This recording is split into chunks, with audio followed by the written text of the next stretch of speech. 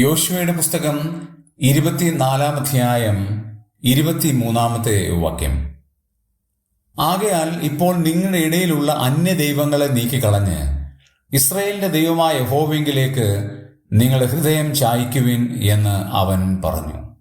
യോശുവയുടെ ചരിത്രപ്രസിദ്ധമായ പ്രസംഗമാണ് ഈ അധ്യായത്തിൽ നമുക്ക് കാണാൻ കഴിയുന്നത്. അതിൽ ദൈവത്തിൻ്റെ ജനം ചെയ്യേണ്ട 3 കാര്യങ്ങൾ പറയുകയാണ്. 1, അന്യദൈവങ്ങളെ നീക്കിക്കളയണം. 2, യഹോവയിലേക്ക് നിങ്ങളുടെ ഹൃദയം ചായ്ക്കണം.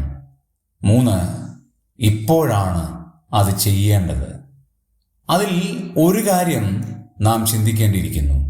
യഹോവയിലേക്ക് നമ്മുടെ ഹൃദയം ചായ്ക്കണം.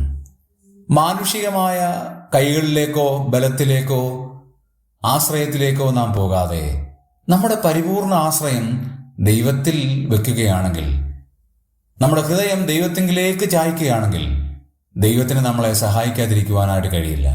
ഈ ലോകത്തിലുള്ള ആളുകളൊക്കെ നമ്മളെ ഉപേക്ഷിച്ചാലും ദൈവം നമ്മുടെ സഹായകനായി, ആശ്വാസദായകനായി നമ്മുടെ പക്ഷത്തുണ്ടായിരിക്കും.